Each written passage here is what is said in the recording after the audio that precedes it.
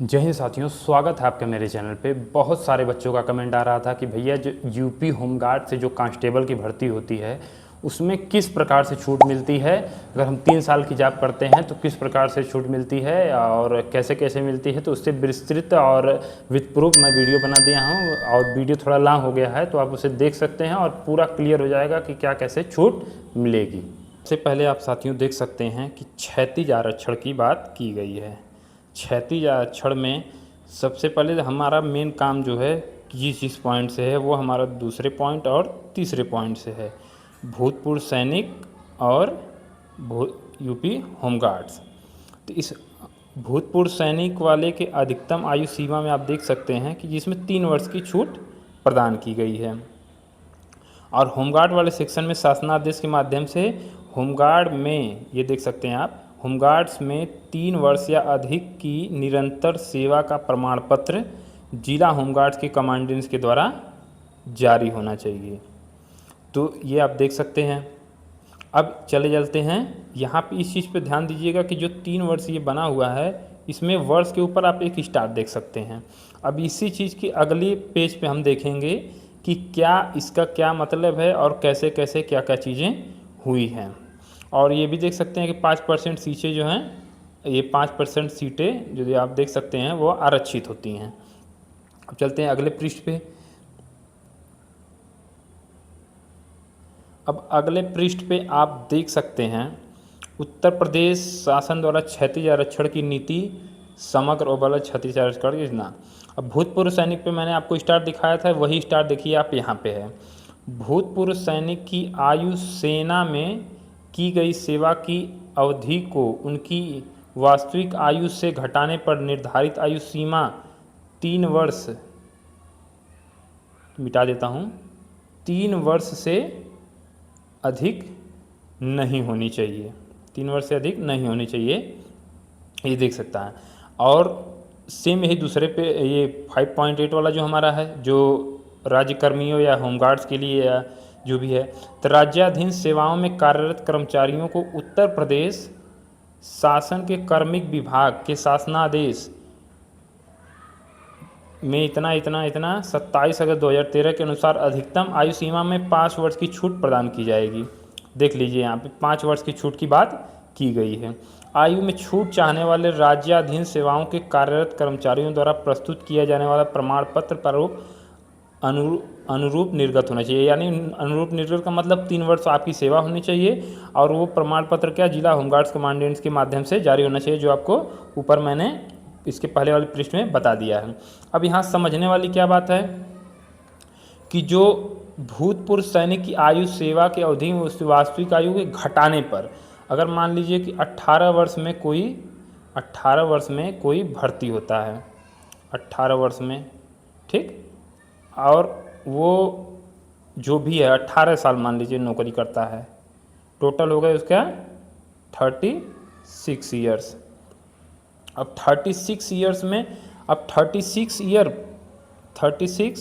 Plus अब उसको 3 साल उस पर मिलेगा, बराबर 39, मतलब 39 वर्ष की आयु तक वो फॉर्म भर सकता है। अगर मान लीजिए यही 18 वर्ष ना होके वो 20 साल में भर्ती हुआ होता, सबसे पहले इसे मिटा देता हूँ ताकि दिक्कत ना हो समझने में।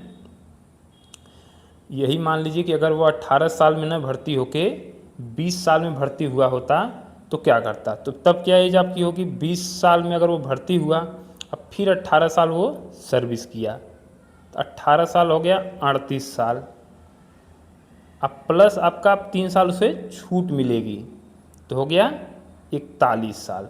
यानी जो भूतपूर्व सैनिक की एज है वो फ्लक्चुएट होती रह रही है कि जिस हिसाब से रिटायर होगा उस हिसाब से उसकी डेट, मान लीजिए कोई 22 साल में भर्ती हुआ और 18 साल सर्विस किया तो 40 साल मान लेते हैं, तो मानने की बात है, तो 40 साल और प्लस 3 साल की उसे छूट मिलेगी तो वो 43 साल तक फॉर्म भर सकता है। तो ये बात समझ गए। इसमें क्या क्या बोला है कि जो सर्विस का ये जो एरिया है, जो 18 साल सर्विस वो कर रहा है वो इसको स्किप कर दे रहे हैं, यानी छोड़ दे रहे हैं। यानी 20 साल और प्लस 3 साल 23 साल का उसे मान ले रहे हैं, 23 साल का उसे मान ले रहे हैं। अब इसे मिटा देता हूँ। अब समझने वाले यूपी होमगार्ड्स की बात है कि इसमें क्या हो रहा है। मिटा दूं पहले, उसके बाद हाँ। अब इसमें आप देख लीजिए कि यूपी होमगार्ड्स में क्या होता है कि कोई होमगार्ड 18 साल में भर्ती हुआ, वो 3 साल जॉब किया, 3 साल जॉब किया, उसकी उम्र हो गई 21 साल, ठीक है, 21 साल, 21 साल, और उसका जो कैटेगरी वाइज जो उसका आरक्षण है वो 22 साल का है, 22 साल तक वो फॉर्म भर सकता है। तो वो तो सीधे सीधे वैसे ही फॉर्म भर देगा, सीधे सीधे वैसे ही फॉर्म भर देगा। जो उसको छूट मिलेगी वो 22 + 5 पे मिलेगी, यानी 27 वर्ष पे, ठीक है, बात समझ में आई। सेम यही कंडीशन अगर वो मान लीजिए कि अब इसी में समझने वाली बात है, यूपी होमगार्ड्स में बहुत सारे लोग पूछ रहे थे जो कि अब वो मान लीजिए कि 18 साल पे न भर्ती होकर वो 22 साल पे भर्ती हुआ, 22 साल पे भर्ती हुआ और 3 साल वो जॉब किया, तो उसकी उम्र कितनी हो गई, 25 वर्ष। 25 वर्ष होने के बाद, 25 वर्ष होने के बाद जो अब उसको छूट मिलेगी वो मात्र 2 वर्ष मिलेगी। क्यों? क्योंकि टोटल जो आपको छूट मिल रही है वो सिर्फ 5 साल की, और जनरल मान के आपको मिल रही है। अगर चाहे आप ओबीसी के हों, एससी के हों या एसटी के हों, आपको सिर्फ एक छूट मिलेगी। वो क्या छूट है? जो यूपी होमगार्ड की जॉब में आप कर रहे हैं, सिर्फ वो एक छूट मिलेगी। आप देख सकते हैं नीचे वाले लाइन में 5.9 पे जो आपका दिख रहा है,